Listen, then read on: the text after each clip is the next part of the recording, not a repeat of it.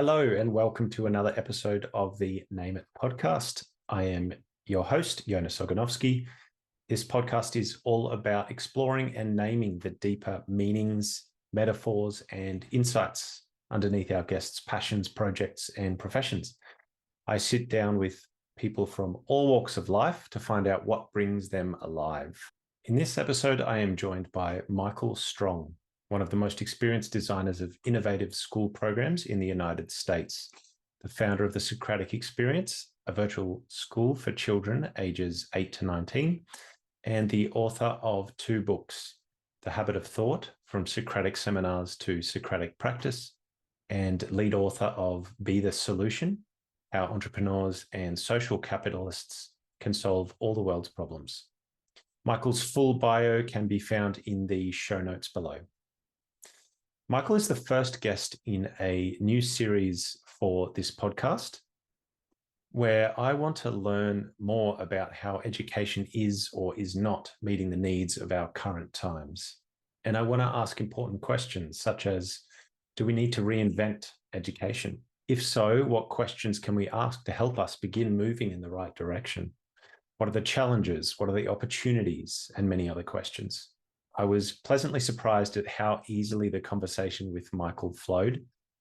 We quickly discovered that we would like to continue the conversation in future, given the scope and importance of the topic. We talked about practical examples of what it looks like to facilitate Socratic practices in a classroom and online. We covered key topics raised in Michael's books. We talked about how parents and teachers, as well as students, are impacted by the educational system, and how a meaningful education could support healthy culture and human thriving, among many other topics. Importantly for me, this podcast series is definitely not about having or finding the answers, the silver bullets to all of the issues with education. It's a lot more about coming from a place of opening the conversation, of asking interesting and important questions to inform a possible direction into the future.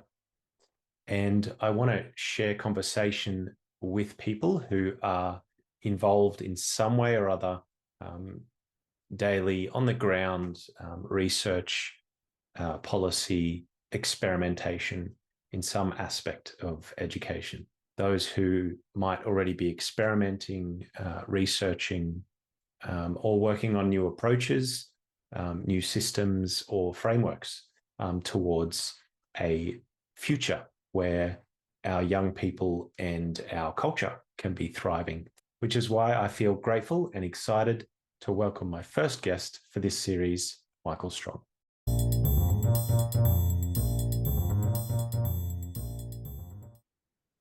Thank you so much for joining me, Michael. It's great to have you on the podcast, all the way it's from... Great to be here, Jonas. Yes. You're calling all the way from the United States, and I'm sitting here in Australia. So we've made it work. There we go. It's a good Zoom connection right now. It is. This is a real thing to be mindful of, and I'm sort of keeping my fingers crossed that it stays nice and crisp. I release my podcasts currently just in audio form, but who knows if I do transition, it'll be good if we have a nice, good quality connection. So let's hope that stays as good as possible. So I guess just to begin, we had a bit of a chat before I started recording. I actually came across your work when I recently decided that I would. I'm looking to do a bit of a mini series for the podcasts that really looks at education in the broadest sense, and just some inklings that I started to have, and I'm sure that you'll speak more to these, of the world that we live in now. Some people say the future is here now, and it very much is. Pardon me. but also for the future that we're moving into, and an education that can meet the needs of the young people and the adults and citizens that we need to have in the future, so that they can be engaged, that they actually care, that they're committed, that they're a part of sort of vibrant communities, as opposed to understandable sort of passengers, I think, sometimes. What does education look like? Started to do some research. What's out there? What are people doing? What's out there that I hadn't sort of discovered before? And I came across a whole host of your work, including the schools that you may speak to, some of the books that you've released, including The Habit of Thought, and you were the lead author on Be the Solution, each of which we can talk more about, and I'll have the details in the show notes. So with that sort of introduction of how I came across your work, I would love to hear your story of what brought you here and what it is that you are passionate about now. Well, sure. Thank you. Happy to jump into it. It's a long story, but I'll try to tell it concisely. So I had a high school course where junior year in high school, I had a teacher where we just talked about books and ideas. So we would read Buber, Nietzsche, Plato, and we would sit and talk about it. And I loved it. I'd been a good student prior to that, kind of a straight A student. School was easy. I was great at what I call memorize and forget tests, load it in the brain, get the A, walk out the door, forget it all. But I loved thinking together in class and conversation. And so there's a college in the US, 2 campuses, St. John's College, Annapolis and Santa Fe. I was going to drop out of school and go there immediately, but I only had a couple of courses to take senior year. I was living in Aspen, Colorado. So I worked in a restaurant, made money, went skiing, took a couple of courses, and I had good test scores. And so my guidance counselor said, look, you should go to an Ivy League college. You get the prestige. You can still have all the conversations. So I went to Harvard, and I found it was mostly people lecturing at me, very famous people lecturing at me, but it was still boring to have people lecturing at me. So I actually left Harvard to go to St. John's, graduated from St. John's Santa Fe. And I describe it as, after my wife, the great love of my life. So for 4 years, no lectures. All we do for 4 years is think and talk about ideas, read books, mostly the classics of Western civilization. They've since added an Eastern classics program and a Muslim classics program. So when they went multicultural, it's let's do a deep dive into the classics from each tradition. Yeah. And after that, I was in graduate school at the University of Chicago, and there was a program with Mortimer Adler doing Socratic seminars. That's how we describe these conversations in inner city classrooms. And so the first time I did it, the kids were so alive. And, we read a story, The Monkey's Paw, and it was really fun. So that led to a full-time job as a paideia teacher trainer, training teachers in public schools in Alaska to lead Socratic seminars. I had absolutely no background in education, but I had a blast leading classes in several towns in Alaska, in training the teachers to lead Socratic seminars. After a while, our grant money ran out, and some parents loved what we were doing in classrooms, and parents asked me to start a private school. I had no experience as an entrepreneur or an education entrepreneur, so I had to figure out, okay, what's a budget? How do teachers get paid? All that kind of thing. While I was getting that set up, I'd been giving talks on our experiences and really was bringing kids alive in intellectual dialogue. And a Montessori school in San Antonio recruited me to create a Socratic Montessori high school for them. I actually moved my family to San Antonio and discovered the school was not ready for it. So I Socratized the school from grades 3 up in the Montessori program. Loved Montessori. My children were there. Then I went to South Florida and created a school for highly gifted children with similar Socratic principles and the most amazing advanced math program in the country. I then created Montessori middle schools in Palo Alto and the Bay Area for multi-campus organization. then created a charter high school in Angel Fire, New Mexico. It was ranked the 36th best public high school in the US after 3 years. I then met John Mackey of Whole Foods, and he and I worked on a nonprofit promoting entrepreneurial solutions to world problems. And after about a decade that's long, complicated, and fun, it was less than a decade, maybe 7 or 8 years, I had got back into education, and I created another school, this time the Socratic piece with a stronger piece on entrepreneurial and creative projects for students. That led to Higher Ground Education, the largest Montessori network in the US, hiring me to create their high school model. So I created Montessori high schools in San Francisco, Austin, New York, and St. Louis.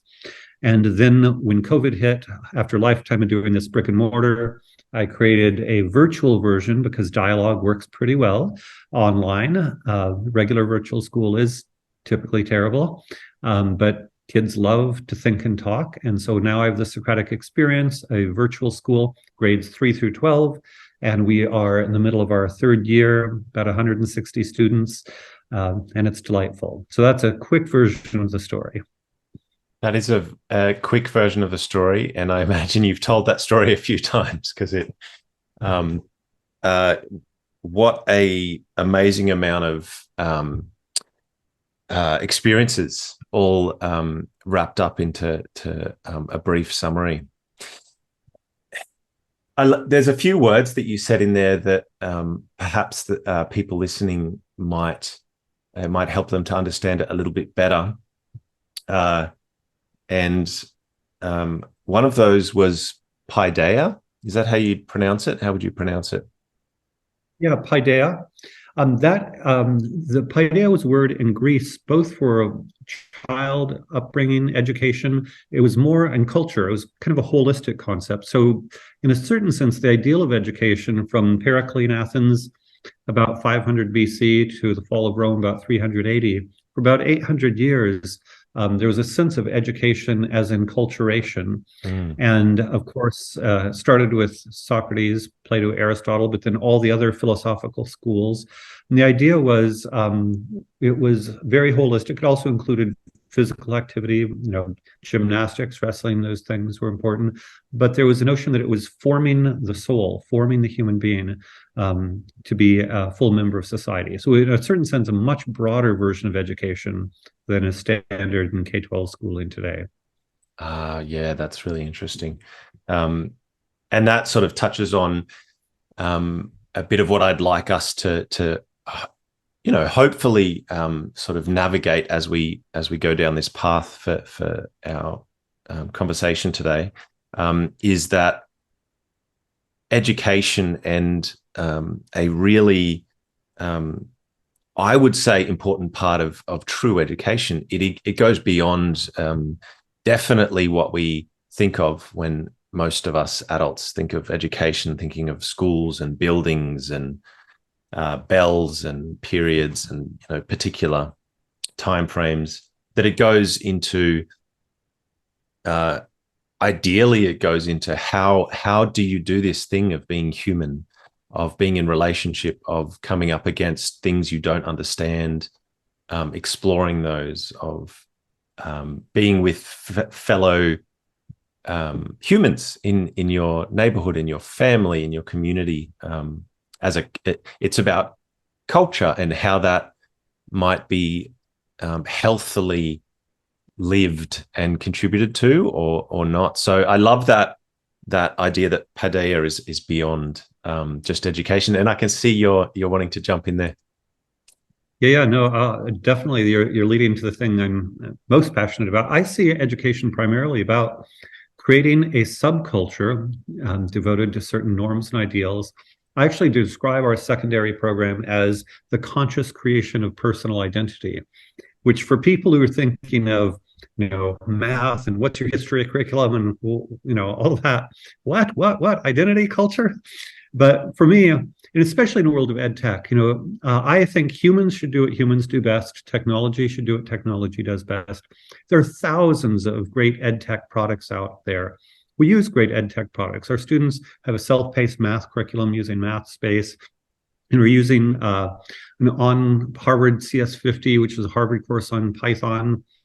to teach computer programming. So there's a ton of good stuff. And so, but I see that stuff as increasingly the ed techs do. And what do the humans do? The humans help to form the young humans. And we help to form the young humans by creating a warm, positive, thoughtful, curious culture where there are norms of dialogue. And we share, I would say, some sense of seeking the true, the good, and the beautiful in a very open-ended way. We can have all sorts of disagreements, but we need to remain respectful and civil as we disagree. And we ultimately need to know who we are. I think the physicist David Bohm, who in the last part of his life became very interested in dialogue, said we needed sociotherapy. So psychotherapy is an individual, but he says as a society, there's so many different norms and standards and belief systems and everything. Everything's incoherent. And so I think for young people, and actually, I think the kind of program we do is to some extent a prophylactic against certain kinds of mental illness, which is an ambitious claim. But I think actively thinking through who we are, what we stand for, and why in a safe, respectful community for years. That's a great thing is grades 3 through 12, I've got years to work with these kids and they've got years to explore who they are. And they can go all sorts of blind alleys, try this, try that, and gradually figure it out. So I see us creating a subculture of thoughtful dialogue where they can figure out who they are and why and own their own education and own their own life. Oh, it gives me goosebumps and gets me all fired up. And when I start to talk about this stuff, and especially hearing you talk about not just what you think matters, but the fact that you're doing some of this, and it's quite amazing that I'm so glad that some of this is happening out there. So I'm hoping that we can spark some of those feelings for those people who are listening. And speaking of feelings, there's something I would like to do to just temporarily zoom out from the conversation, because I've got all these questions. I have written so many questions down from doing research on your work and on this area, but I want to do the best I can to give people a little bit of a path from which I'm sure we will branch off. But so before we dive into, for example, let's say examples that people can grasp onto what happens in some of the schools that you've helped to found and are working in, if I imagine I'm someone listening to this podcast, I think everyone would fit into one of these buckets. So someone might be a current or past student. That essentially covers everyone. There might be parents who are listening to this. There might be teachers. I have friends who are teachers as well. There might even be people who work within policy or government. And I imagine that they might have there can be some feelings and emotions that come up even just around the conversation of, you know what, education as it stands, maybe it's not all it needs to be, to say the least. Maybe it's actually causing some harm for children. I imagine teachers are also in the system. They're not at fault. They're very much a part of the system, just the way that it's been set up. So I'd be curious to ask you, what are some of the common reactions, emotions you get from some of those different groups when it comes to just even exploring this topic at all? That's a good question. I mean, part of it, huge variation. So maybe I'll give you a couple of extremes. Great. So on the one hand, there's people who instantly love what I'm doing. Most of our parents are entrepreneurs or creative professionals.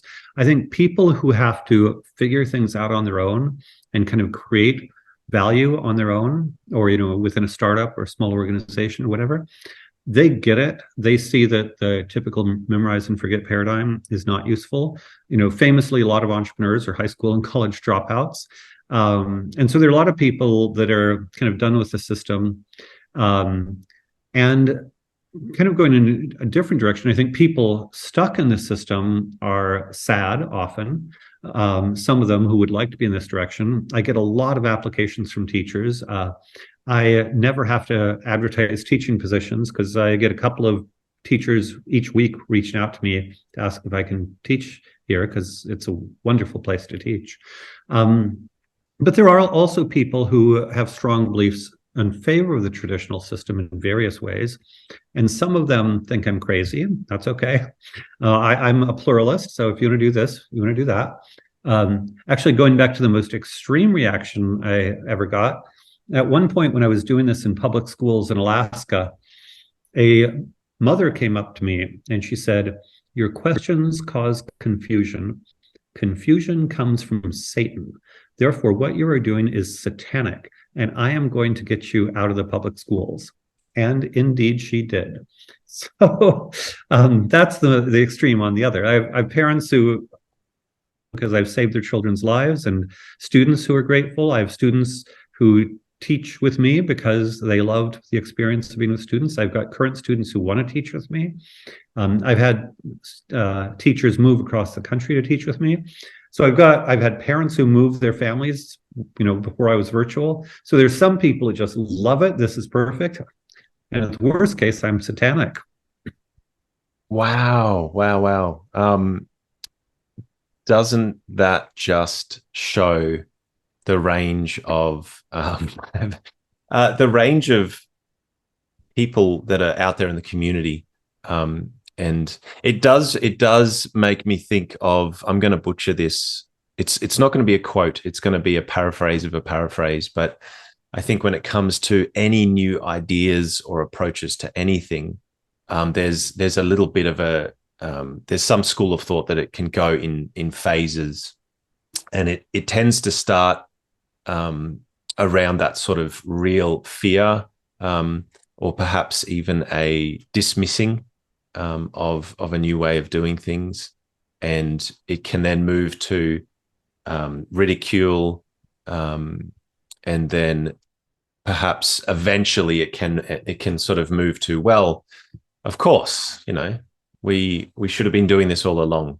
And I guess that brings me to one of the early places I thought it'd be good for us to talk about, or I'd love to hear your take on this, which is in reading another book by someone who sort of does some research within education. I don't know if you've heard of Zach Stein's work. Mm-hmm. He's written a book called Education in a Time Between Worlds.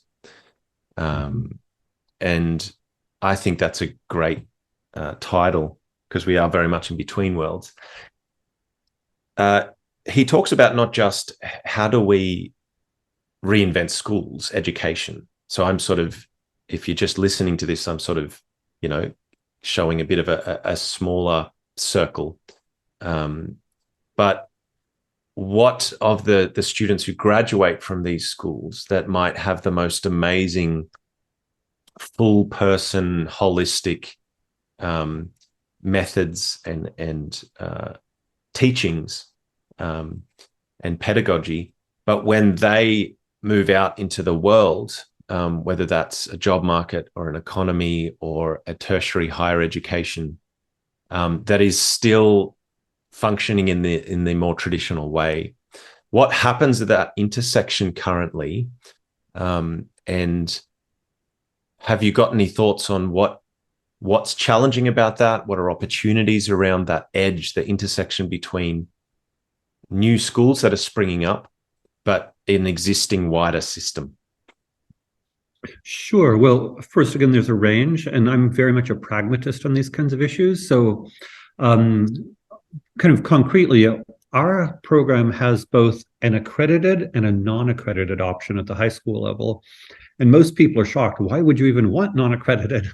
Well, probably 80 to 90% of our families are in the accredited, but we do have some families that are already, often they're homeschoolers or very alternative, and they're done. They're already out of the system. They don't care about the system.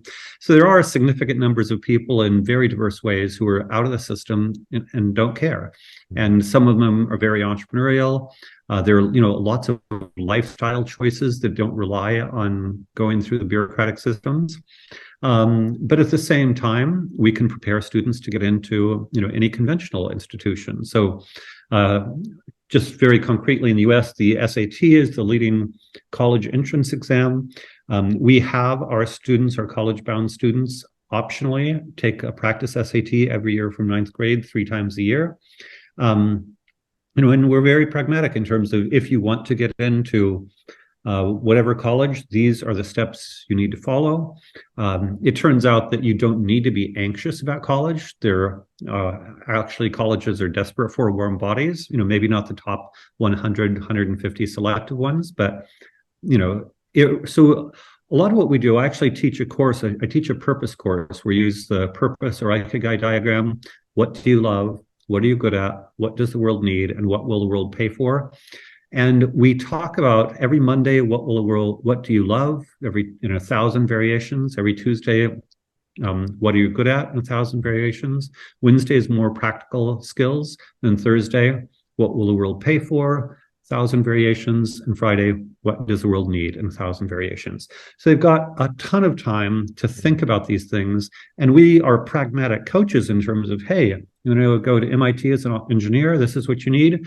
If you want to be a graphic designer, these are your options. If you want to try to make it as a music producer, this is what you need.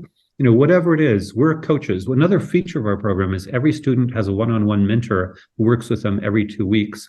We also have a personal growth session every day in class for an hour. And so this is what I mean by owning your own education and owning your own life. I think a lot of people feel besieged by the world, that they are, they don't have agency and autonomy. And so we explain all the paths. And the fact is, for people who are aware of paths, you can do anything you want. We do live in a world of extraordinary choice and wealth and opportunity, as long as you don't feel boxed in. And sometimes the box is, oh, I'm not good at math. Sometimes the box is, my parents expect me to go to college. Sometimes the box is, I have anxiety. Whatever it is, okay, whatever it is, let's figure it out. And so this actually goes back to that conscious development of personal identity, because if you know who you are and why you are and what your goals are, I'll give you another example. We have every student write an autobiography every year from the age of 100. And so the idea is for them to envision their entire life. And when they're middle school, often they're silly, they want to be a rock star and Nobel laureate and brain surgeon. Okay. But by the time they get to be juniors and seniors, they're incredibly thoughtful and reflective about who they are and what they're going to be. We also use Wait But Why Has Your Life in Weeks, where you see, it turns out, if you look at your life in weeks, we don't have that many weeks to live. And so if you waste a week, wow, you're one more notch down the road. So in lots of different ways, we get them thinking about these things. So finally, when they're ready to leave, if they go to a selective college, it's not about external pressure and anxiety, it's because they chose it. If they decide to go directly to the startup world or travel the world as a digital nomad, they know why they're doing it. And so I think a lot of these kinds of issues, if we choose to engage with a system, it's very different than if we feel we have to engage with the system. And I also encourage them, you can hack any system, no matter what we'll say, I'm exaggerating a little bit, but there are ways to get around a lot of systems. So it's all about helping them become strong, confident, purpose-directed young people who can work their way to whatever goals they want to achieve. Yeah. I just was overcome by the same feeling that I had as I was reading through sections of your book, The Habits of Thought, which was a mix of excitement and anger. Angry that what education could be, was not provided, was not offered. The possibility of what, older generations could be mentoring young people through in such a full human way, was just provided in a here are some facts set, was, memorize and forget, I think you said earlier. So I'm sort of feeling those feelings again. And, I think to bring it again to sort of whether people who are listening, if they might even be teachers or parents, it's not an anger at the people who are providing that education, who are just, I think there's some amazing teachers in the current systems who probably every day they come to work and they bring their passion and they do an amazing job within their constraints. And I can only imagine what that is like for them. But I think an important sort of an important framing, I guess, at least for me, around some of this is that whatever emotion it is, but if it's anger, that often can tell us a lot about what we care about. And if something is not what we care about, what we value is not actually being treated or respected the way that we deeply feel that it should be, and using that as energy. But I just thought I'd reflect that just because of the wealth of the depth of learning that these kids can potentially be doing and are getting through some of the schools that you've been mentioning. Big time. Just a couple of things. First, personally, I found secondary school to be the most boring and cruel years of my life. Elementary school wasn't so bad, but starting around middle school, as an adult, my life was super dynamic, super fun. I've got more interesting things to do than I could ever do in 50 lifetimes. And I'm never bored. Maybe when I go to the Department of Motor Vehicles every 4 years or something, I'm bored. That's the closest experience to school I ever have as an adult. But school was boring almost entirely from grade 6 through grade 12, and then cruel. Kids were often mean. And as an adult, if somebody is a jerk, I don't hang out with them. It's super easy. I mostly live around and connect with joyful, interesting, engaged, optimistic people. Life is fun and interesting. And so for me, kind of my anger is, wow. Yeah, I create schools based on what I would have loved to have had as a child. And trying to share some of the richness of my life as an adult with young people so they can be on a path to be a rich creator of their own destiny. But the other thing going into it, I think that most people don't realize is I've been trying to personalize education for 30 some years. And, often, there's a gifted track and maybe a special needs track and so forth. But when I really try to personalize education, it's impossible to personalize enough. Every child is so unique, has such unique needs.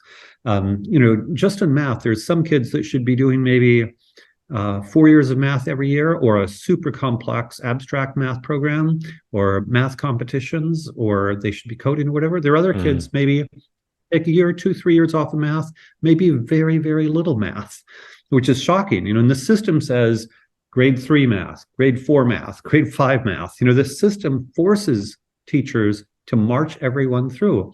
And there might be a little bit of flexibility, but there's not nearly enough flexibility. And so the way I like to think of it, the way I tell parents and educators is that our job is to help every child discover and develop their unique genius.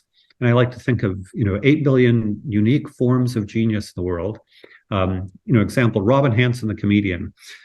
Robin Hanson, the comedian, was apparently a disaster in school. He would be under the desk, on top of the desk, around the desk. What do you do with a Robin Hanson in the classroom? Oh my gosh, but absolute genius comedian. And, you can imagine a classroom where they medicate children to get them calm, and he would have been drugged for years. Einstein was a slow reader. He might have been put in special ed. There are hundreds of cases where we need to respect the individuality of every child.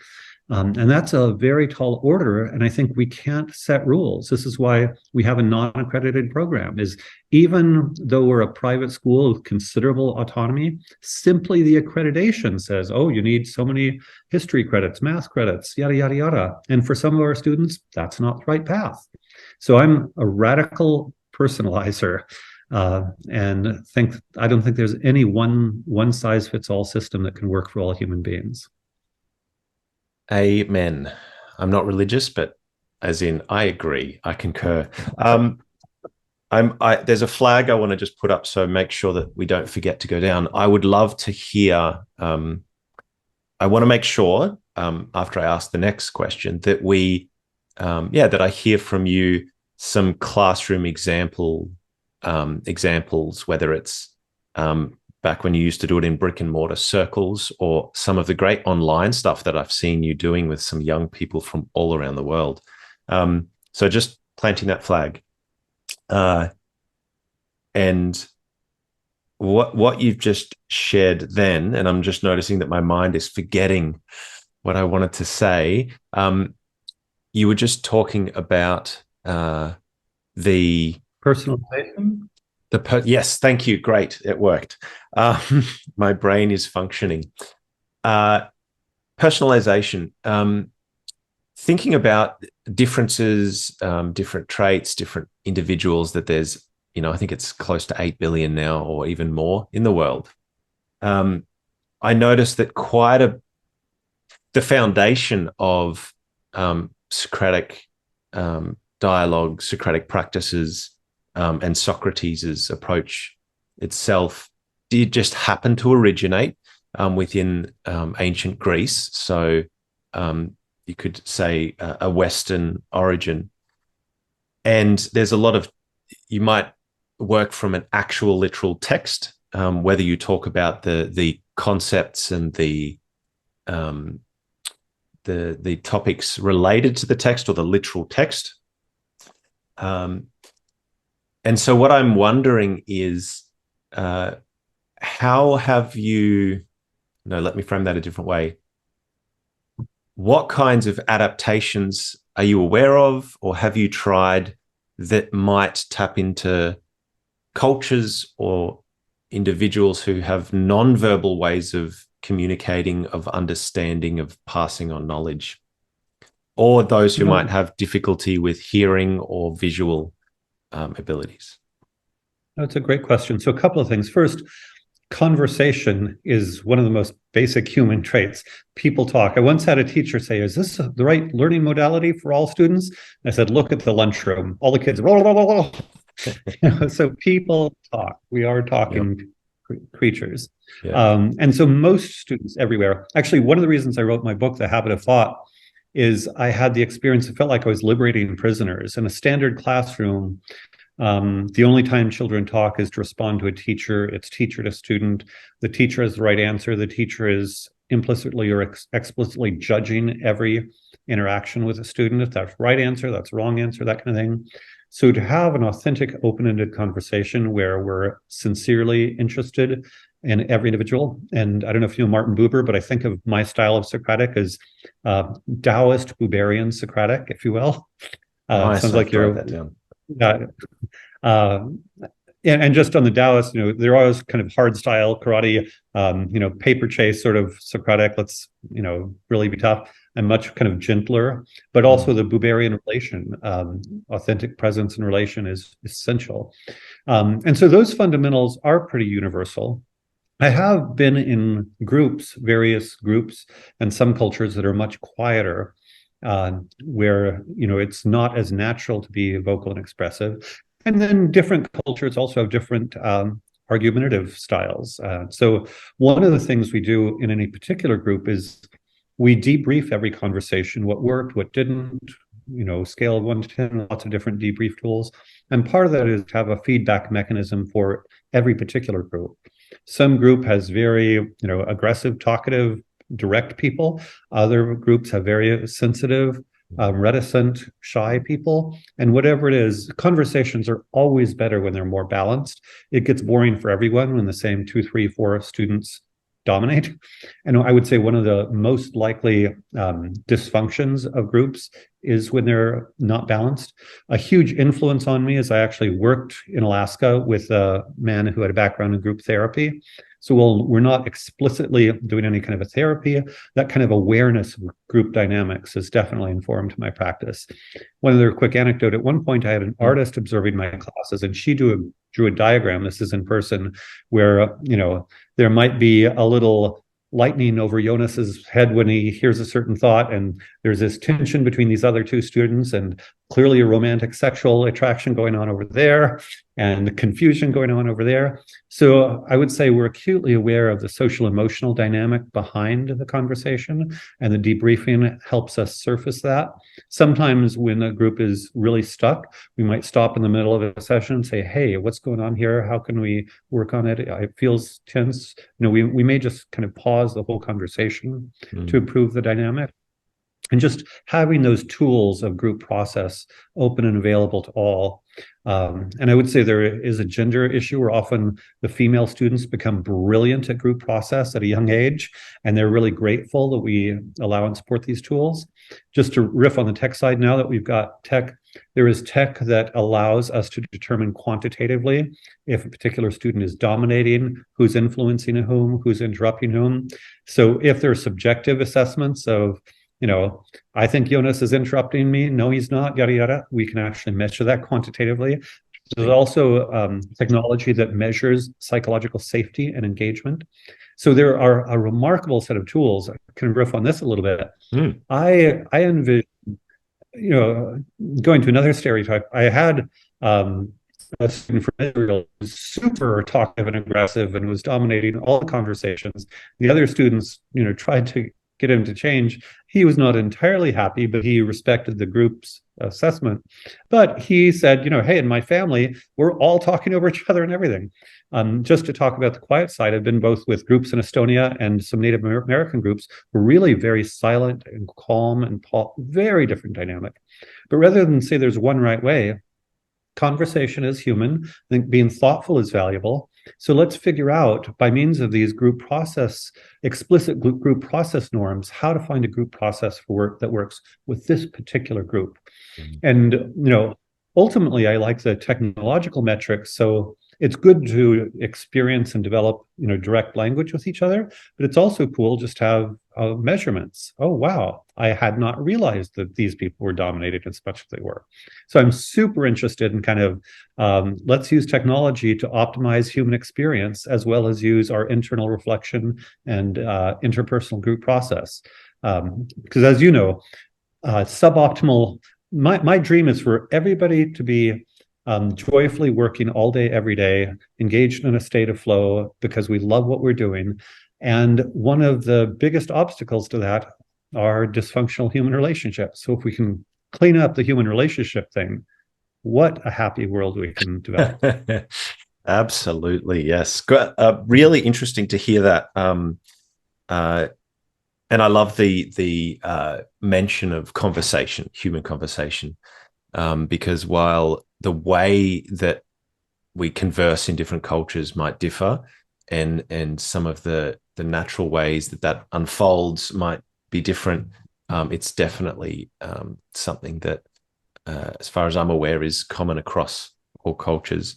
1,000 branches just opened up in my mind, so I'm going to try to focus a little bit. Have you heard of a philosopher called Ken Wilber? Does that ring any bells for you? Yep. So he was very formative for me. I accidentally saw a library book in a library when I was, I think I was 23, and that definitely had an impact on me. Very briefly, for those who haven't heard of him, essentially looking to integrate and bring together all the different perspectives and dimensions of knowledge, of life, of ways that reality shows up. Essentially, I guess would be a bit of a summary. And you were just talking about. You mentioned the terms truth, goodness, and beauty being some sort of the broad dimensions of what interest humans and what we try to develop and grow. And then you also were just giving another anecdote, which I've forgotten. So if you could remind me, then maybe my brain will trigger back. You were just telling a story when it came to... Was it the technology or something else? The different cultures? I think it may have been the different cultures, the technology. It's okay if my mind doesn't completely remember, but something else I think that is related is in your book, Habit of Thought, you talk about the process, but you also talk about the importance of the facilitator, or I think you might even call it the leader of that process, of the Socratic practice, and how important it is to, as you were saying before, both be able to have a light touch in terms of ensuring that the process continues as healthily as possible, but also supporting a group through the different stages of that learning that they do in that setting. So while I hope that maybe my brain remembers my other thought that I was getting to, perhaps you could share with people an example of what a Socratic practice process might actually, how it might unfold. Sure. I'll start with a very simple example. And first, on the Kin-Wilber front, by the way, at one of my schools, we used this 4-quadrant model as part of our evaluation. We would have students self-evaluate in all of our quadrants. So that kind of real thoughtfulness about different dimensions of our experience was a conscious part of our process. But you wanted an example, and I'll start. Often people think, oh, Socratic, intellectual, maybe high school students can do this. So we have, students grade 3 to 5, and every Friday I go and lead a half-an-hour discussion there. And we started, who is Socrates? We talked about that for 1 week. And then we talked about today, I asked them, can you learn through questions? Because often at elementary school, they're still at a stage that's relatively concrete. Teachers are teaching them content, and it is kind of Montessori influence, so still some of that. So I was curious about their relationship to open-ended questioning. And I started by asking, are some kinds of questions closed and some open? And, we talked about fact-based questions, that there's a definite right answer. And I said, well, what about questions like, how should we treat each other? And I was going to use that to talk about thinking and open-ended questions, but that triggered a huge amount of energy in the group because they clearly wanted to talk about how we should treat each other. And it got into some students basically advocated for the golden rule. And then another student for whom being bullied was on his mind said, what do you do if somebody is mean to you? How do you do unto them as you would like them to do unto you if they are mean to you? And, then there are students who said, well, you should ignore it. You should tell an adult. You should stand up for yourself, but just super amount of energy. And sometimes just a very basic technique, in the text, in this case, back to the question, sort of slows down and get them thoughtfully, but out of the text, kind of open-ended with their authentic questions is really lively and fun. So one of the things we do is we go back and forth between being analytic and thoughtful and intellectual on one hand, but being then very personal and applying it to our lives and being very real on the other hand. I think of those as kind of a brake and a gas pedal, just in terms of the group dynamic. So sometimes you want it to be really lively, and then sometimes, it's kind of let's calm down and slow down and think. And sometimes the lively can get close to, accusations and stuff. So part of this is this balance of thoughtfulness with authentic emotional engagement. And it can vary. When variation is fine. And then, finally, we do debrief at the end. And again, these are little kids. What was good about that session? What maybe didn't work as well, or what were the challenges? And they're very thoughtful. And this is the thing is, I think a lot of times teachers and parents are shocked at how thoughtful and intellectual even young children can be. Because if the measure of a person's intelligence is, do you remember that history lecture, or do you remember that math thing, then a lot of people don't seem to be that smart. But if you ask people something authentic about their life, how do you feel if somebody betrays you? Everybody has an answer to that. And so again, this is in a way, I think of the core experience is going back to human fundamentals: love, truth, justice, betrayal. And every human being cares about and has opinions about these things.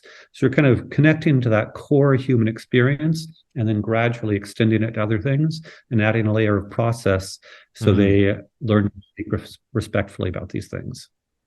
Yes, absolutely. It brings to mind a few other things that you discuss in the book Habits of Thought, and correct me if I get any of these wrong, or I'm a bit off track, should I say, is where some parents or teachers might be listening to this and going, oh, yes, that's great. Oh, what a great idea that, young people should grow their capacity to feel confident to share with others in the group, to learn about themselves, to learn about truth and beauty and justice and what that means to them. But what about, and again, this kind of links to the current economy and the market that they have to grow into, or encouraged to, is they might ask, well, yes, but what about what we call STEM? So science, technology, I think it might be English and maths. What about some of those core fundamentals? And from reading your book, that if anything, Socratic practices in the forms that they can take can not only allow students to engage with those other important things, to learn to read and write and to do arithmetic, but it can actually place them in a better position in order to wrestle with some of those concepts and be able to, I think you might even mention some statistics in the book around their capacity to wrestle with mathematical problems and, understand science. And because they care, it comes from a foundation of how does this really matter and apply to life? And they're not passively receiving. So I don't know, perhaps you could speak to that. Sure. First, I want to set aside math in particular. So I'm going to go into how we can develop conceptual sophistication that is useful in mathematics through dialogue. But I think there is just some aspects of math, multiplying the timetables, learning to do problems well. There is some math that requires regular discipline and practice. You've got to solve lots of math problems. So I'm not by any means saying this is the whole solution for everything. And one of the reasons we have a self-paced math program is some students go very fast and others slowly, but that's sort of separate. So still need to work on tons of problem solving in math in particular. But with respect to anything we read and anything conceptual can be written, first, we can develop reading skills. So one of the things we do is we read difficult material, but this goes to in the text, out of the text. Normally, we're reading, philosophy that college students read as early as maybe 6th grade, but we read just a paragraph. Sometimes we start with quotations and then a paragraph, but because they're applying it to their life, anytime it becomes too slow and intellectual, we do an out-of-text question and it's engaged and passionate. But gradually we get them to learn to understand that ideas are interesting and engagement with ideas is interesting, and therefore reading and understanding complex ideas is interesting. And once they care about it, going back to your point, I'll give an anecdote about history. I once was working with a history teacher who had taught the French Revolution for 17 years. And she had me come in and work with her. And we spent, out of her typical 3-week lesson plan on the French Revolution, we spent 2 weeks discussing Rousseau and justice and inequality. And she was freaking out because she had to cover the whole French Revolution in 1 week. But after spending 2 weeks arguing about justice and inequality, and of course kids care about inequality when they think about it, it's not something that most kids think about. But when you talk about these sorts of issues, passions come up, so that by the time she did teach the French Revolution, they actually cared about the underlying social dynamics that led to the French Revolution. And so this is, one version of teaching is you see what sticks, and the fact is most things don't stick. In the United States, 75% of high school students are unhappy, and 2/3 are not engaged in learning. Would you be able to repeat those stats again, just so people can let that sink in a bit? Yeah, no, it's phenomenal. 75% are unhappy at school, high school students. 2/3 are not engaged in learning. 2/3. Sorry. Yep. Keep going. Yeah. Well, when people talk about, oh, let's improve the curriculum, better assessments, yada, yada, yada, like, Beavis and Butthead, does changing the curriculum, get to Beavis and Butthead? Not really. Not if it's the same old thing. And so this is why we've got and then the crisis in adolescent mental health on top of that. And of course, I think they're related. I think when most children, let me back up a little bit, because this is something I'm very passionate about. In traditional cultures, indigenous cultures, typically at the age of 12 or 13, puberty, young man would go hunt his first deer or antelope or whatever. The young woman would play her role in the community. The young people would be expected to take on some responsibilities and challenges. There are often initiation rites and all this sort of thing. We keep students basically passive in an environment where they are bored and disengaged, the great majority of them, until they're 18. I say it as enforced infantilism. And if we, and also a lot of humiliation. For a lot of students, their daily experience of school is being humiliated. Yeah. I think school is created by those of us who are good at it. So I almost feel badly as somebody who's a straight A student. Like, people like me go back and let's shove it at these kids. I'm being mean, but that's kind of what it is. Yeah. Whereas the kid in the back of the room who is unhappy for years. And you wonder about drugs and alcohol, risky behaviors, drunk driving, mental illness, anxiety, depression, suicide. These are epidemics, bullying. If you have, you're probably aware of the famous rat park where they got rats addicted to cocaine in cages, then they let them go and run in natural park environments. They didn't care about the cocaine anymore. I see so much of adolescent dysfunction and therefore adult dysfunction in our society globally as the result of this horrific treatment of 80% of the young people. Again, maybe 20-25% are okay in school. We're the elites who rule over the others, but we're really not serving the others well. School to prison pipeline is a big thing in the United States, especially with African Americans. But I think a lot of it is the kind of school, it alienates kids. And so we urgently need to appeal to the whole human being. And as we do, I've seen kids who are literally anxious, depressed, suicidal, on meds, come to one of my highly personalized, very warm schools. And within a few weeks or months, there goes the anxiety, the depression. They're no longer suicidal. They're off the meds.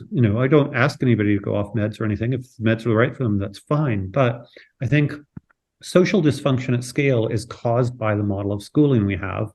And it's not even effective at getting most kids to learn. So I'll pause on that particular rant. I'm just, nodding away like crazy. Like, it's huge. And this is some of what you've been saying is what inspired me, fired me up, has me asking questions, because I actually don't know all the answers. I like in your book, you don't say you have answers, but you're sort of trying to create the conditions and help young people and other people ask good questions.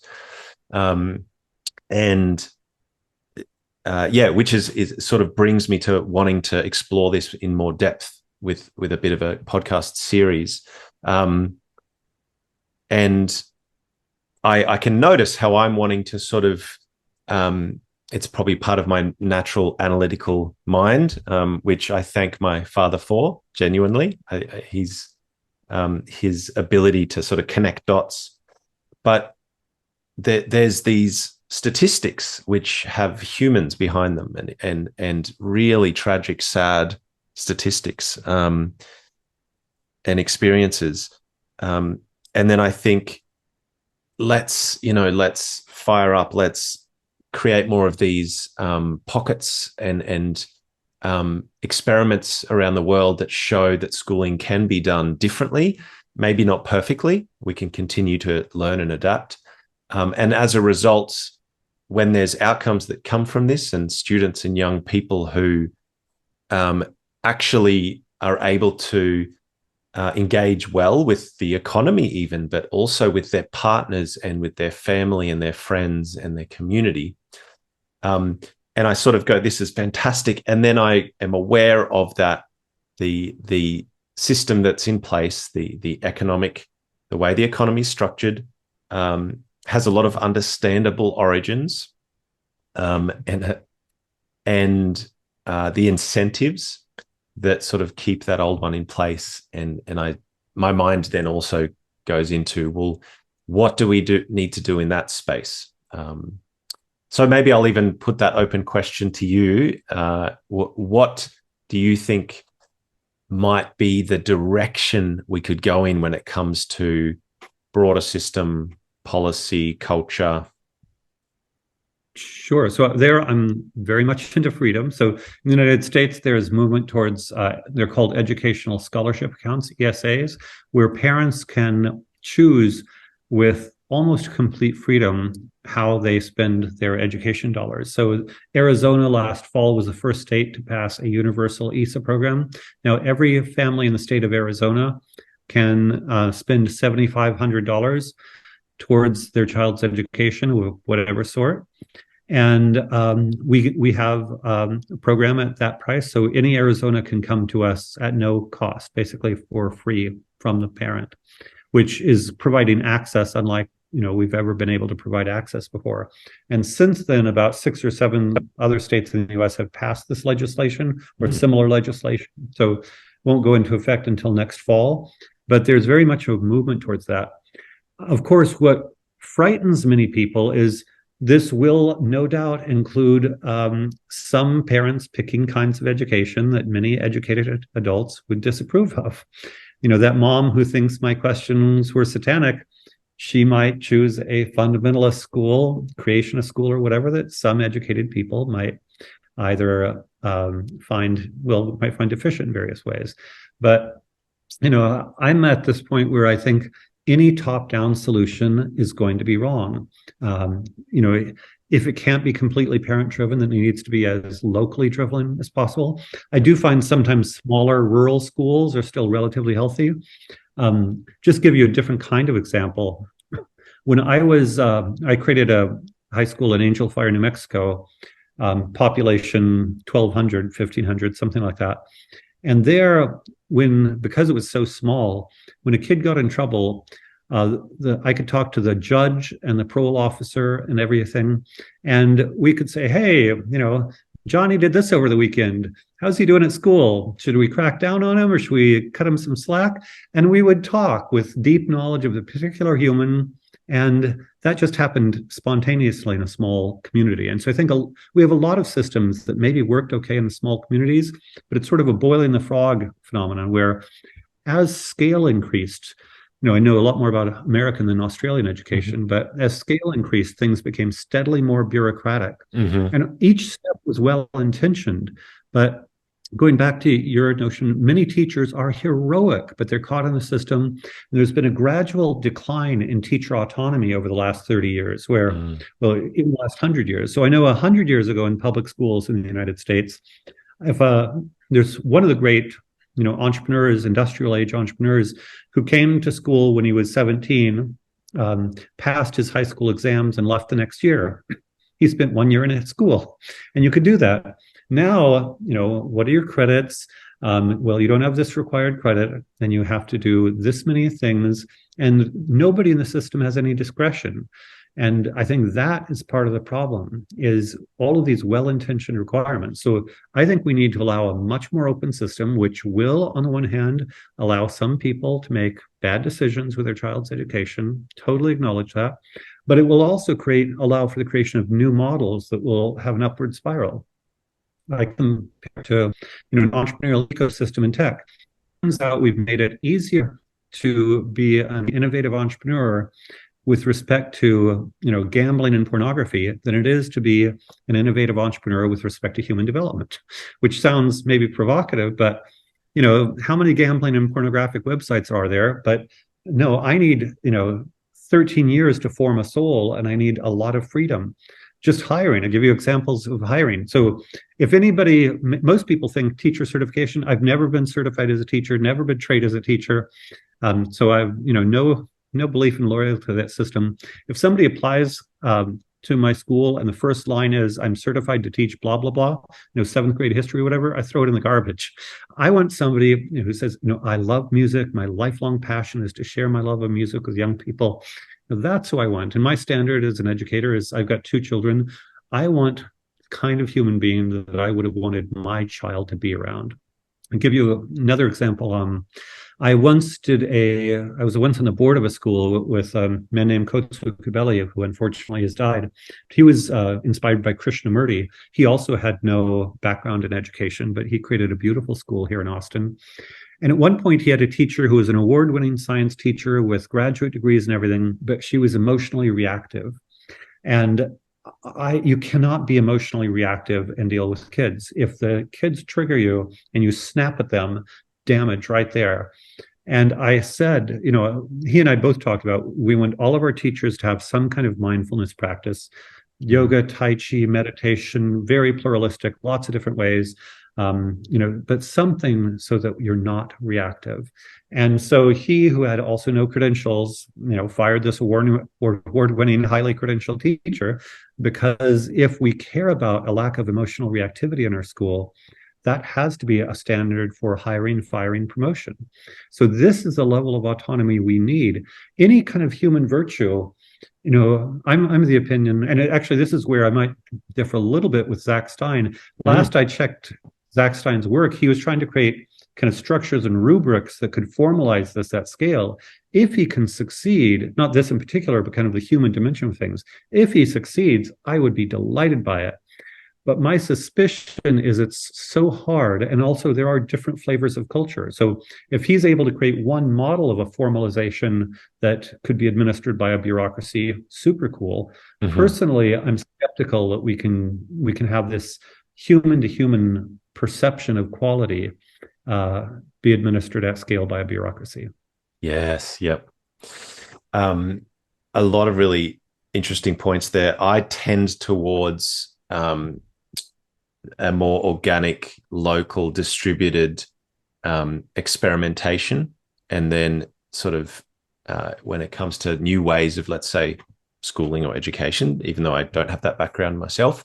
And I'm also aware, if we take a bit of a integral or a Wilbur sort of lens on this kind of a challenge, which is whether it's top-down, bottom-up, bureaucratic, or local, that there are systemic, collective factors, and then there are sort of those individual, cultural, local factors as well, both of which are important. So I kind of see and hear that tension there. Before I hear from you of perhaps one more example, which I'd like to hear, and I've just noted down so I don't forget this time. Speaking of Zach Stein's work, of your work, of, let's say, that sort of integrated lens that Wilbur sort of talks about, I remembered what I was going to say before, which is you spoke of the true, the good, the beautiful. That's, I think, a summary that Wilbur also uses. In your book, there's a number of lists of areas of focus and skill sets that you hope to grow in students through the Socratic practice approaches. And I had to literally copy and paste those lists because I thought it was pretty, I don't want to pander too much, but profound. It looks at questions like, what is good? What is just? How should I live my life? what habits are important, consciousness, self-respect, one's social self, peer groups, peer influence, identity, culture, individuality and conformity, and what that means and how that is experienced, power, relationships, and gender roles, male and female roles. The reason I'm listing this out is one of the short forms that Wilber uses to describe what can be important in our selves and our young people learning to grow themselves and different dimensions is not just your intellect, but other dimensions. And you were talking about a large part of social issues is people's, their relational difficulties and inability to understand themselves and their relationships. And one of the phrasings Wilber uses is the importance of waking up. So self-knowledge, perhaps a bit of a Eastern Buddhist perspective, waking up to our true self that's not just limited by our roles and those kinds of things. To wake up, to show up in all dimensions of who we are, whether our mental lives, our cognition, or our emotions, or our relationships, our culture. To wake up, to show up, to grow up in maturity. How many different perspectives can we incorporate and consider? And to clean up. So what kind of work are we doing to understand ourselves? What biases do we have? What blind spots or things trigger us that get in the way of us incorporating another classmate's view on a particular concept or topic? And what excites me is that that's a great framework, but I'm hearing you working with kids in actually doing this day to day, which is just fantastic to hear. So I don't want your ego to expand too much, but I just think it's really encouraging to really hear the stories.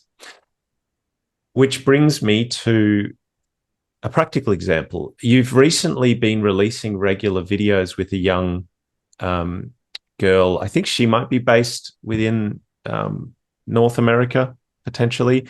No. Yeah. Is that correct? And a number of other students too, but this ongoing sort of demonstration of what this conversation looks like, that real being on the same level with the student, despite them being younger, and just seeing how that actually unfolds. I wonder if you have like a particular moment that you feel okay to share, and I think they're live on YouTube. So. Yeah. So Alana is the daughter of a friend of mine who had been following my work in education. I began working with her. The channel is Socratic Michael Strong, so you can Google Socratic Michael Strong on YouTube. And I began working with her when she was 4. I began talking to her father when she was 3. And I've been recording typically 10, 15-minute conversations with her now for 6 years. She's 10 now. And I think she is extraordinary. I think she's grown to an extraordinary degree. And a lot of this is one of my big messages actually is once one feels comfortable engaging with young people like this, it's so much fun. I mean, the big win is this is so much fun. For a while I was titling the dialogues "Loving Your Child's Mind," because a lot of this is observing. I think so many of us, the shadow of the schooling system, I feel like it's this big ugly ogre on our backs, and it makes adults feel like they have to teach kids, and they have to tell kids what's going on. You have to know answers.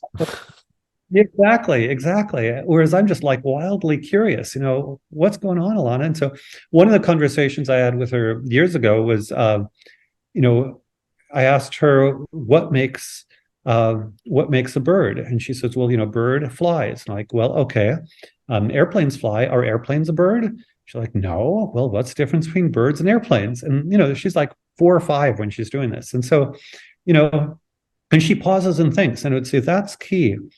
One of my number one goals is to get people to pause and think.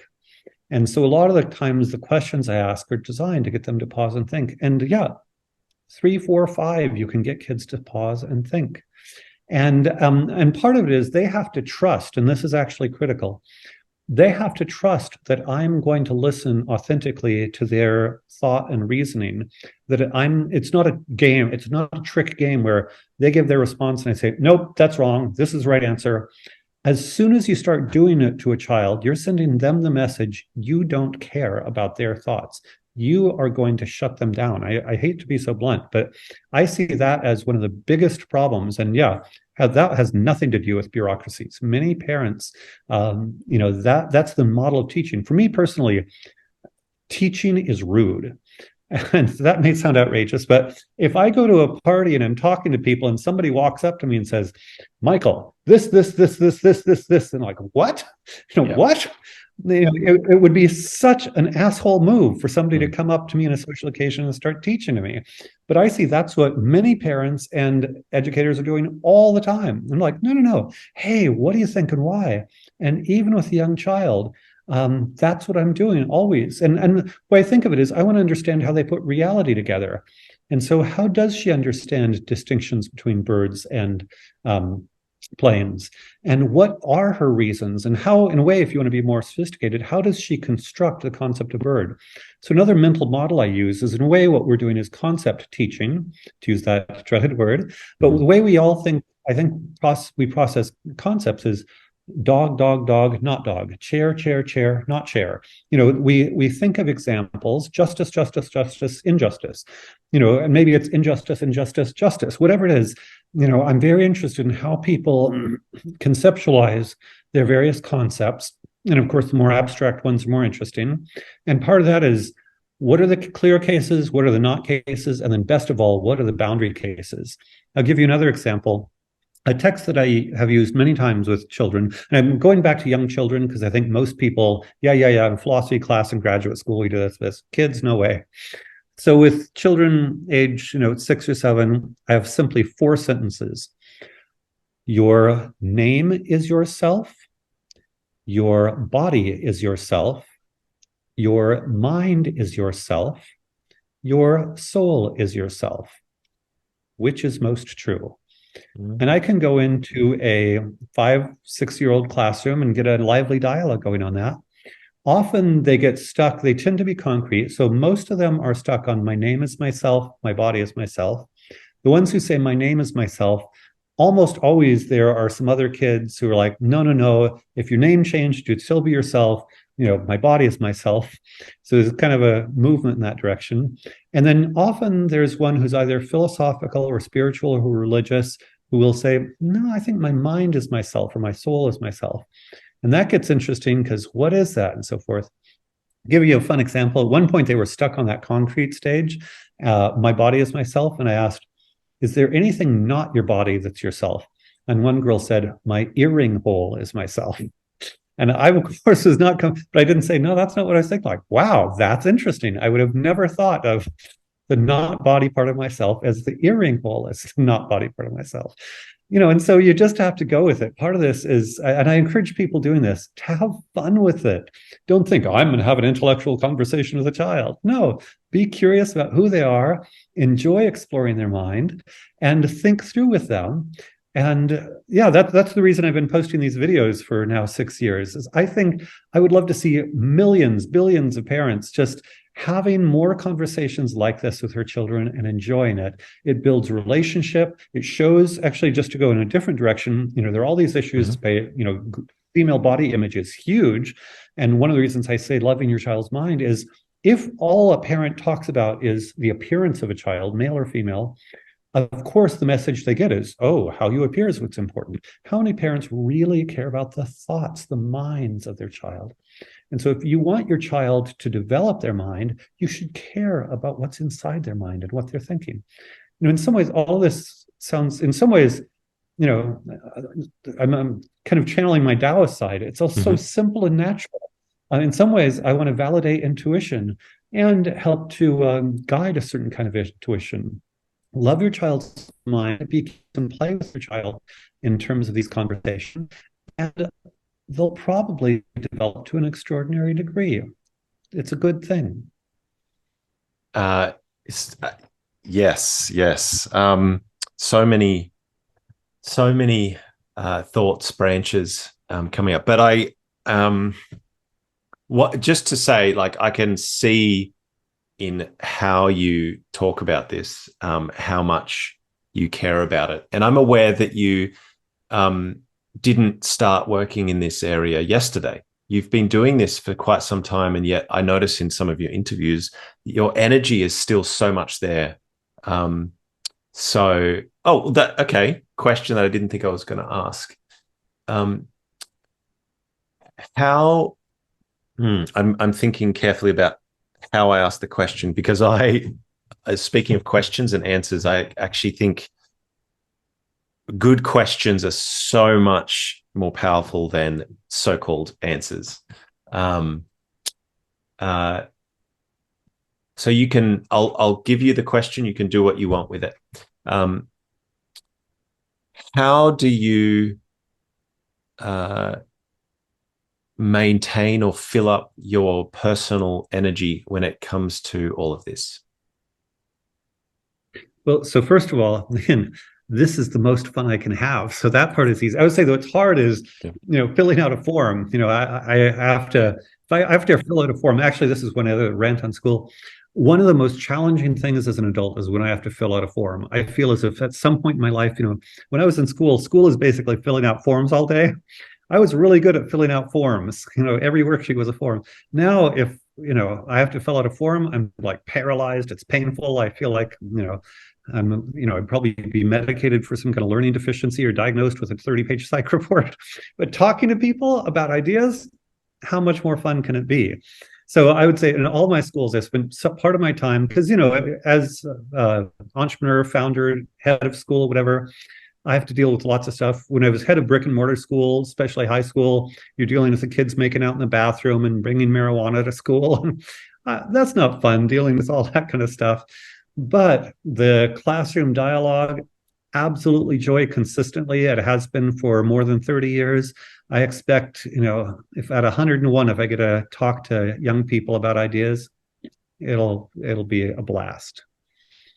Enough said. God, just even when you mentioned forms, my partner and I recently had to process an application for a partnership visa that will test your personal sanity, your relationship. I tell you what, it'd be great if they could just get you in a room, talk to the two of you, and they could use some maybe AI to assess whether there's any indicators of truth. But I digress. Look, I've still got plenty of things that I could ask you about. There's a few other questions that I would love us to cover. And sort of putting you on the spot, I feel like this can't just be a one-part conversation, but I'm just going to put that out there in terms of my sense about it. Which is, so questions. I think a lot of podcast interviews, they often do what's called rapid fire questions. And I was like, oh, maybe I should ask Michael some of those. Maybe that'll get something out. But I've actually rephrased mine. And then I don't know if there are any others who have done this. I'm calling mine, I'm just bringing up the actual questions, slow burn questions. Now, if you can answer them today, that's great. If not, you can say I'll have to sit on that one. But let's see if I can bring up my slow burn questions. So my first one is the book I was reading, The Habits of Thought, and your other book, but in particular Habits of Thought. That was first released in 1993 and then again in 96. And I'm wondering, 96 and 97, pardon me. Has your perspective changed since writing your books? And if so, how? So I would say, for one, that book, I was still working in public schools at the time. And so a lot of it was adapted to that particular environment and trying to help people who are stuck in that environment liberate kids as much as possible. So it's optimized for that. Yep. I would say one of the challenges I had when I wrote that is every sort of suggestion I made, every rule, there's an exception. So I was aware of radical personalization. And I would say that I've become more personalized, more pluralistic. So there are, most of that is still maps onto what I do, but I would say it's a subset. I've kind of broadened my repertoire.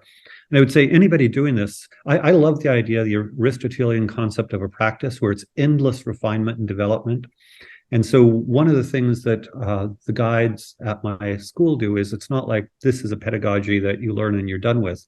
We have as a faculty once a month Socratic discussions, some of which are reflective about our own process, so that we're constantly expanding, refining our range of practices related to dialogue and how to create effective engagement, authenticity, and intellectuality in conversations with other human beings.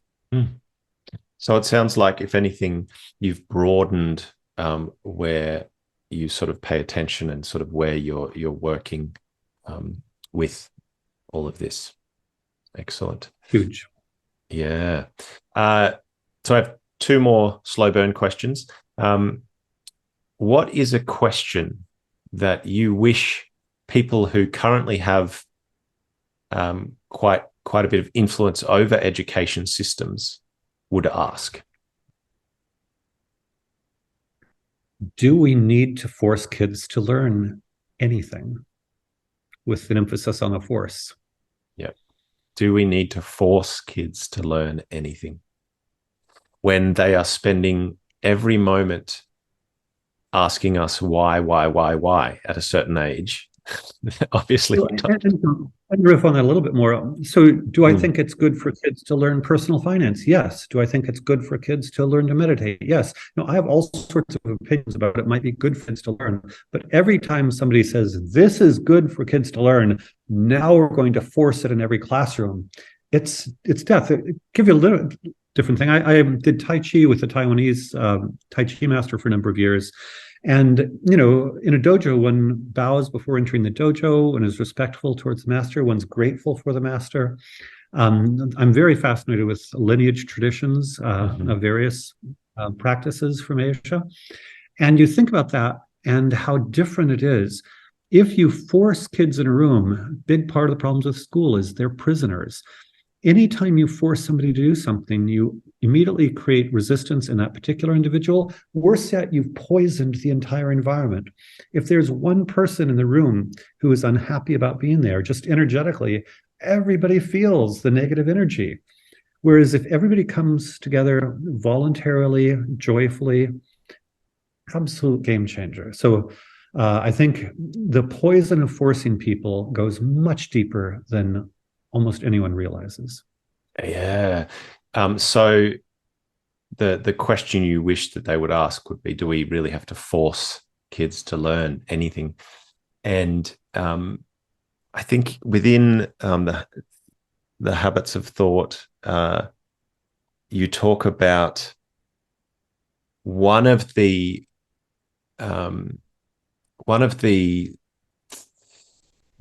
outcomes, or one of the processes that start to occur during these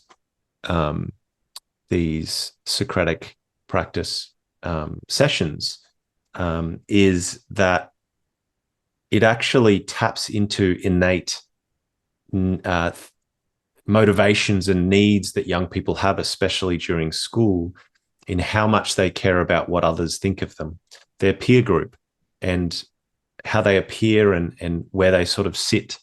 And rather than trying to stamp that out or punish that out, there's actually a different way of relating to that, where you actually the process itself has them sort of change what it is that they see as valuable, and how they even the culture that they have with their peers is in a way transformed, and that can actually go broader than those sessions and the classroom, even into their lives. Huge. So first, this is part of my fascination with culture, and what culture really means is interpersonal experience on a moment-to-moment basis. Every interaction we have, we're kind of forming this tiny subculture. You and I are forming a super microcosm of a culture in this conversation way. And if we had 5, 10 people and did more, whatever norms were established and yada, yada, yada. Kind of before we go to the peers, the adults, and how natural this is. Kids love attention. Kids need attention. Kids deserve attention from adults. Attention is love. And so when we're giving attention to a child, and attention for their thought rather than their misbehavior or the physical appearance, we're loving that part of them. If we give attention to an act of honor or courage or generosity, wherever we distribute our attention is an act of love. That is, one way to think this as a gardener, what we love in a child or a group of children is growing that. And if we don't pay attention to some aspect, we're not growing that, and we may be killing it. Going back to the peers, if we get the peers in addition to pay attention to the thoughts of other students, the acts of honesty, courage, generosity, etc., huge transformation in peer culture, not overnight. One of the reasons I began creating schools is I could do great things in a classroom, create a little microculture in a classroom over the course of a year. But then if they go to the next classroom and the teacher tells them to shut up and do as they're told, and then out in the playground it's Lord of the Flies, we're not really changing culture. So I realized I needed to have a unified set of norms among all of the faculty, and ideally parents and students who are attracted to this set of norms. Then going back to the impacts, people complain a big way about how shallow culture is. And I'll go ahead, American culture leading the shallowness revolution around the world, status games, money, sex, power, whatever variation on that one is unhappy with, and you can get unhappy with it all. But clearly, we're not developing the virtues. And a virtue can be compassion. It doesn't mean to be heroism, but whatever virtues, and this is where I'm very pluralistic about virtues, the only way, I'm very critical of character education. Often character education consists of a poster on the wall. Don't lie. Is that going to change anything? No. Likewise, a lot of social emotional learning. Good idea, yeah, but you give a child a lesson on, a didactic lesson with a test. Okay, answer the worksheet on self-awareness. No. I would say real moment-to-moment experience is everything. Our souls are formed, the souls of children are formed by means of moment-to-moment experience. And so if we can help form a subculture in a classroom and in a school where they spend years, I would say I'm never too worried about a child being exposed to this or that here and there. Mm-hmm. What I'm focused on is what habits and attitudes do they develop over years? What are they pickled in? So if they're pickled in, shallow, stupid entertainments, games, social media, porn, whatever, their souls are not really developing perhaps the way we want. And if they're taught that learning is boring and meaningless, that's really terrible. If instead, no matter what else they're doing, every day, somebody cares about what they said, somebody even disagrees. Disagreeing is a form of caring. Somebody's listening to them and attending to who they are and what they believe about the truth, the good, and the beautiful. That changes who they are over the course of years and gives them an inner stability and well-being and really different tastes. I never tell our kids, you're going to have less shallow tastes in 3 years, because of course that's insulting. But I have seen many kids gradually develop deeper, more thoughtful interests. And so in so many ways, I see many unhealthy macro phenomena, where if we were helping our children to form in a deeper way with more wisdom, grace, and consciousness, fundamentally different world. Fundamentally different. Your mention of moment-to-moment experience really resonates in that the difference between a list, like you gave an example of, here's how you should behave, here's how you should not behave, or you should all, here's a big one. I think this is a really big topic, rightfully so.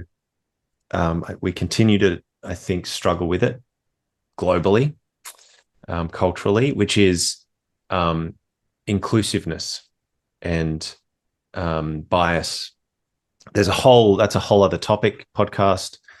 Could talk about the psychological factors, the social factors, et cetera, et cetera. But when it comes to wanting kids to have values instilled in them, and we could talk about what are the values they want to, what are they interested in, who's saying which values matter. To have a list that we give and say, this is what you need to care about. You need to be open and inclusive of the other kids in the school who look different to you, who think different to you, who believe different to you. The intention, I think, is good, but I think it's really that here's a list, just ingest that. But when the difference is that through trial and error and imperfect, interactions with their peers in one of these sessions, if their moment-to-moment experience is of feeling uncomfortable, dismissive, righteous around what they think is true about justice or truth in the text they're reading, and when I'm making this up, when Billy or Chantel say have a different take, and they actually go through the felt experience of that's stupid, I know what's right, to hearing, well, actually, that actually makes a bit of sense when I hear it like this. That the experiential journey that we kind of have to I would argue, all of us have to grow through that. We're not born necessarily inclusive. We actually learn to expand our sense of care, understanding, ability to empathize. And it comes through these kinds of repeated experiences that these kinds of classes provide the environment for. It's something that we grow into. That would be my argument. We could probably do a session on that. But what's your take on some of that? Sure. First, I want to kind of go back to the process issue, because one of the things early on is we do have discussions on what are the norms and rules for us to have a healthy conversation. And in the vast majority of students' cases, groups of students, when they think through what they want out of a conversation, what it means to be respected, they come up with pretty good ground rules. Anyway, I did have one group of middle schoolers who say, we want to insult and be insulted. And in that particular case, I overruled. So occasionally, but they're middle schoolers. They were trying to tug my chain. That's okay. But in general, they come up with pretty good rules. And so first you have to set the ground rules, what respectful dialogue is.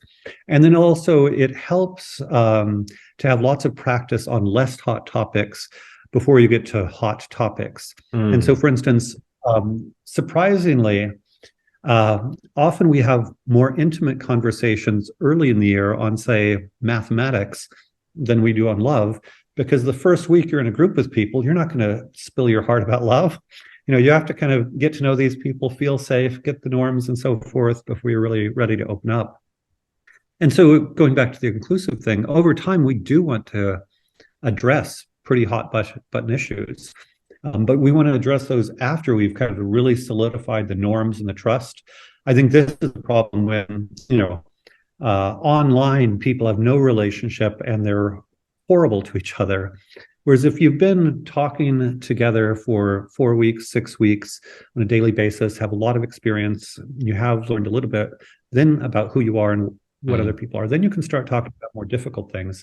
At one point I had an Israeli student and a Palestinian student in a class, and there was violence in the Middle East, and it was very hot. Occasionally we do, by the way, use the norms of nonviolent communication. Mm-hmm. So the way I think of non-NVC is a complement to what we do. When things get really hot, we may, explicitly go into NVC protocols. But for many things, if the norms of dialogue are sufficiently embedded, we can talk through some pretty heated things. And once you've established that kind of world, I think or community, it's really important to be authentic and have people say what they believe. And so, for instance, I do think there are a lot of concerning things. I'll pick on boys about, 4chan. One example, 4chan is a really ugly world. And there are a lot of, young boys who spend a lot of time on 4chan and Reddit and so forth, going down some pretty unsavory rabbit holes. But if you create an environment where nobody can express certain opinions, all you do is you force it into those unsupervised, toxic environments. Whereas if you have people who believe maybe that boys deserve certain things that are girls, that's a pretty offensive opinion, but I'd rather have them say it and we talk through it. And then the debriefing feature is critical, because then if we did do anything that was too hot or too rough or anything, okay, whoa, process check. How do we talk about these things? And what's really extraordinary is, over time, again, this is why it really is an art. You really don't want to have these conversations on day one. You really need to get groups to the point where there's a lot of trust and respect before you can go in certain directions. But once they do, often kids learn to stand up for themselves and their opinions, and they can disagree, and they can sometimes become very frustrated and angry. And they're in relation. They do know there's a process. They do know they kind of trust the environment. And so then they address it. And sometimes there are things that are rough for weeks or even months. So I'm not saying this is easy, but I compare talking about these things with not talking about these things. And a lot of this is very risky. If I want to play it safe as a school, we would just simply eliminate any controversial conversation, because that's the safe way to do things. I'm always thinking, whoa, something could explode. But I have a profound commitment to openness and discussing and addressing things as directly as we can is so much healthier than putting it under the rug. And interpersonal relationships 101, culture formation 101, soul formation 101. We got to get kids through this. And going back to inclusive, that means, if people are offending other people, let's get it out there. Let's talk through it. Let's see how we can get to certain places. And, the other thing about talking about a very wide range of issues, I'll put it in a provocative way. Ideally, we're talking about issues that will offend just about everybody in the classroom at some point. So, giving a different example, one great thing about it being a virtual school is we're incredibly cosmopolitan. We have, very religious Christians and Muslims, and we've got very progressive LGBTQ advocates and all kinds of things. I remember at one point, one of our San Francisco progressives saw a gun rack in the back of a kid's home in the U.S. South. He was like freaked out. They've got guns. Oh no! In his home, this is normal. That's what it looks like in Alabama or whatever.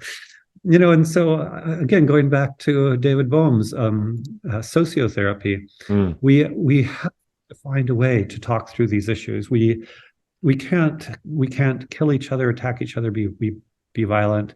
We've got to find a way to talk through issues. I think this is huge. I think this is like, if I was listening to this podcast, I would rewind and listen to that sort of segment again, because and which is that the importance. Yes, we have all these values, or who's in that we that I just said. Many of us, I myself, if I am to own it, have values that we need to be able to be open to different worldviews, religions, perspectives. Inclusiveness is important, and yet, I think from that there can often be a well-intentioned sort of trying to retrofit that sort of early and not allow children, young people, anyone to go through the process of that discomfort when there is that real difference, and there can be actual conflict in a sort of conversational sense around ideas, so that it's not about I think you might have even mentioned in the book, it's not about criticizing people, it's about criticizing ideas. And that it can be uncomfortable. Like, I call myself sometimes a recovering people pleaser. So I grew up in an environment which was fantastic. It was all about being open and accepting. And then I sort of took that myself and sort of formed a sense of self and identity, which was all about being nice and understanding to the nth degree. And we could, that can actually be quite frustrating from other people's point of view.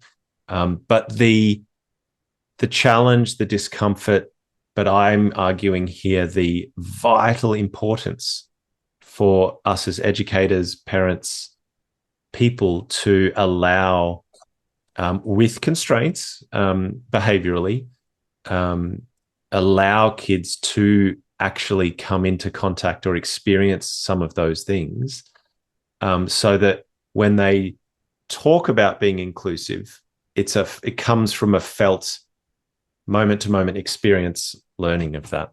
It's huge. And just, the other thing I want to emphasize is something that we do is really unusual. A lot of schools have a class discussion here or there. Some do, the original model that when I started this was to do a Socratic seminar once a week. But I've found in order to go as deeply as I personally want to go, you need so many more hours. I can't emphasize enough how important it is to have the hours of experience engaging with each other in order to have these hard conversations more successfully. And, we read religious texts from around the world. We read, Jewish, Christian, Muslim, Hindu, Confucian, Buddhist, all kinds of religious texts. And a lot of those are for various reasons, produce some conflict. But the other thing that's great about the conflict is it gives energy. See, I think the danger of trying to be too nicey is everything becomes boring. And people, the reason why, tragedy and drama, people love and people need conflict. I think conflict is a part of human life.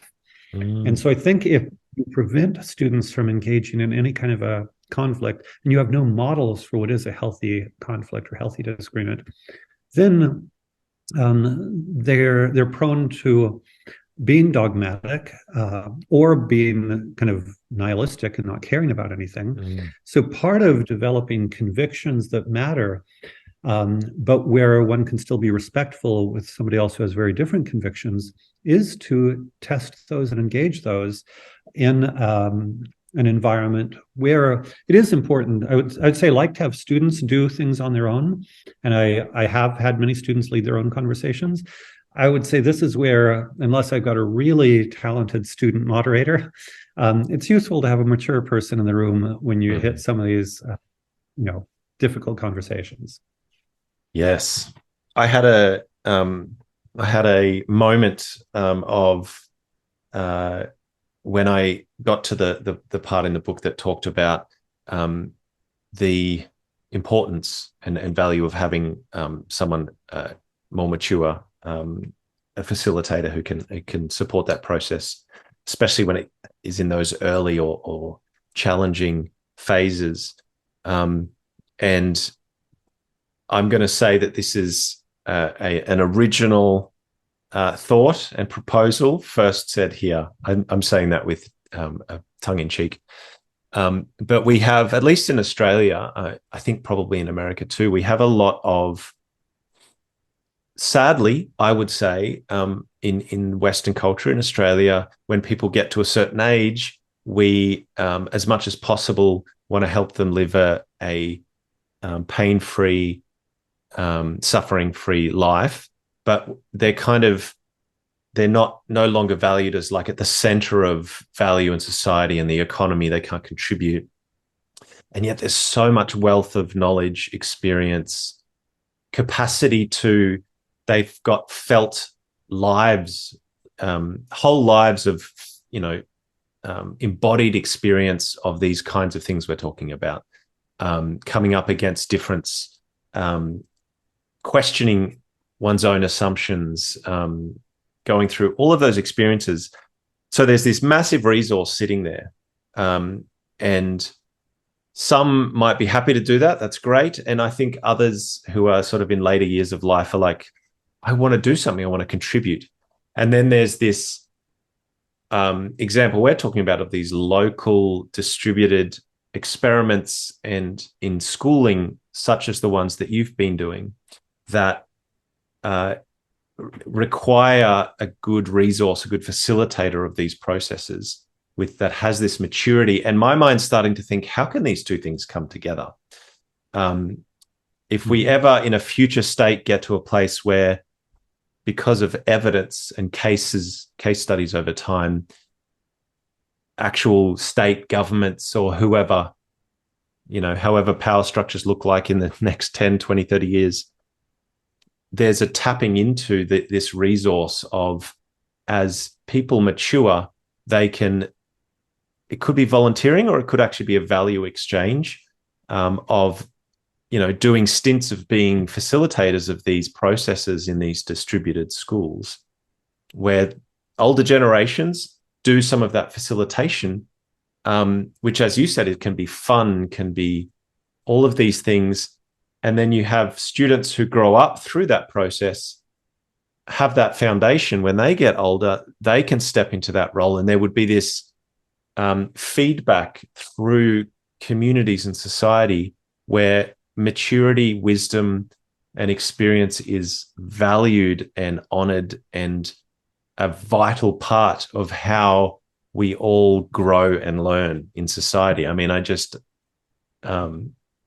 think that's one potential way that things could look in future. Well, absolutely. And what's ironic about this, and I'll go back even to my experience at St. John's, in one sense, I'll give you actually a really interesting feature. St. John's requires all tutors, they call them tutors rather than professors, to teach all subjects. So if you come in with a PhD in physics, you're required to teach Greek. If you come in with a PhD in music, you have to teach French, and yada, yada, yada, which in a certain sense sounds absolutely insane, even incompetent and unprofessional. But what the effect was is that it became a learning club. So I had classes where I am good at mathematics. And so I had classes where I was better at mathematics than was the adult in the room. And I was kind of helping work through some difficult mathematics things. But it was okay, because we're all a learning club. In a certain sense, the elder, the tutor, the guide, whatever, is the most experienced learner, is my mental model. And so what's interesting about this to me is, in principle, this is again where I talk about creating subcultures. In principle, everybody can have a fabulous education for free. Again, ed tech can do all the math and Python and whatnot. But in terms of creating cultures of learning, cultures of engagement, cultures of authenticity, once one has embodied this as a natural way of interacting, I'll give you another anecdote. My first date with my wife, I was asking her questions. I ask everybody questions all the time. That's who I am. That's what I do. And she said, "You're giving me a headache." So, okay, that first date bombed. Now she loves to talk about ideas with me.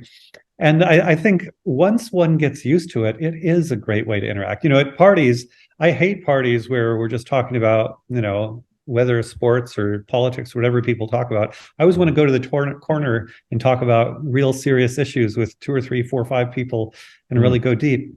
But once one has internalized these norms, then yeah, it's a way of life. And of course, we still have to fill out our forms and get the coding done and have the spreadsheet finished. And there are tasks we have to do. But a lot of adult life is talking, and a lot of adult life is working together. And if we can get to the point where these norms are ubiquitous among young people, old people everywhere, again, part of it is, let's escape that dogmatic teaching where we're judging people all the time. We can get into the norms, and can be diverse norms, but I think there's some kinds of norms of interaction that create energy and joy in groups, and other kinds of norms of interaction that create pain and disconnection in groups. And if we can spread as just natural, spontaneous habits the joy in energizing norms, then while learning, it's important in this case that it be while learning, have learning clubs all over that are spontaneous, then everybody can have a fabulous education for free. I'm exaggerating only slightly. Yeah.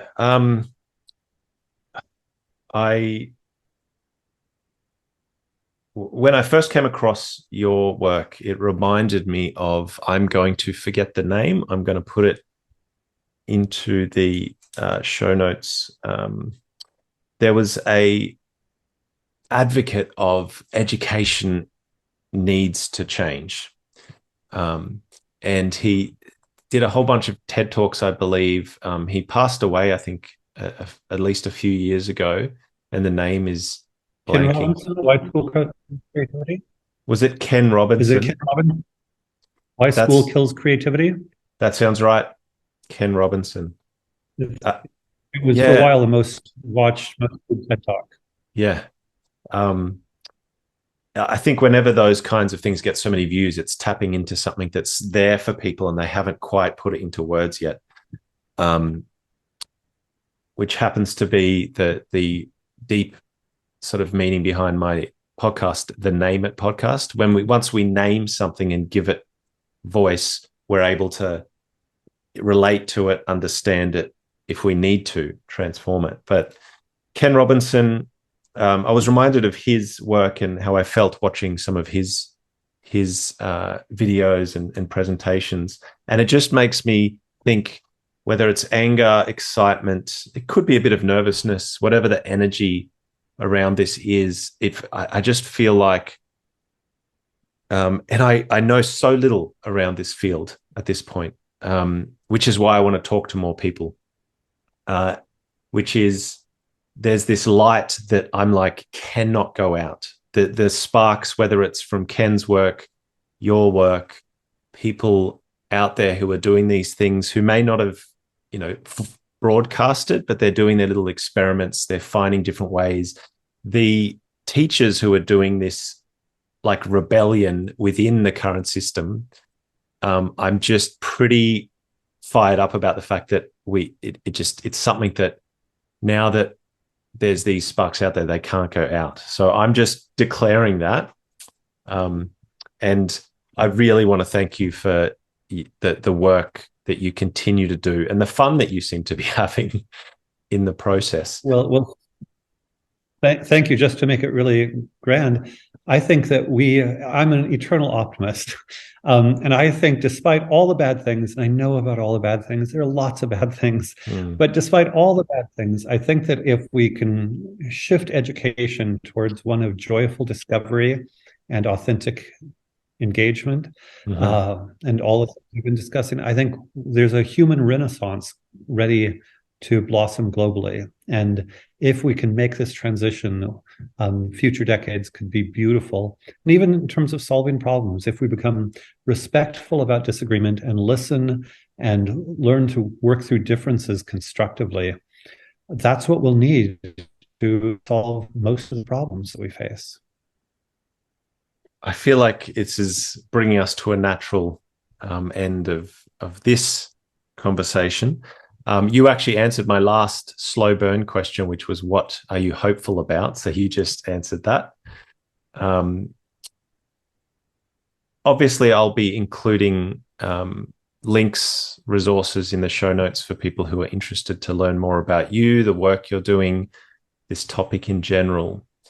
Perhaps if we can bring it back around before we finish to the listener, and just an example, if a parent is listening, and a new parent of young adults, teenagers, and they're just sitting here processing their emotions from, hopefully they don't think that we're Satan, that they're excited, they might be nervous, they might be unsure, but they want to learn more. Whether it's a resource or a finishing thought that you have, what might you say to that parent who's listening and wants to know more? I think the simplest way is to watch my videos, Socratic Michael Strong on YouTube, and get a sense of the style. And I'm not telling anybody what they should do or how they should do it, but I am modeling what I think is a joyful form of dialogue. And I think if parents learn to love their child's mind by engaging in these conversations, it will give them and their child great joy. And I think if you look at Alana at age 10, where she's very intellectually sophisticated. So I think without ever worrying about teaching, again, math is different. Yes, we got to do the math. But separately from that, intellectual sophistication by joyful, authentic acquiring engagement with a child. What a way to parent. What a way to parent. Lovely. Thank you so much for zooming in from the other side of the globe. It's been a real pleasure to have the very kind of open, I found fun, joyful conversations that you speak of. And I'm sure listeners found it just as interesting and engaging. You've already kind of mentioned some of the places people can go if they want to find out more. Thank you so much for your time, Michael. You're welcome. And of course, I had fun as well. And I very much look forward to talking to you again after you've talked to 10, 15, 20, however many other educators. I'll love to see what you've learned and how you've integrated it and processed it. So maybe 6 months or a year, whenever the time is right, let's re-engage and have some more fun. Perfect. If you enjoyed or learned from this episode, please subscribe and follow on wherever you listen to your podcasts so you never miss an episode.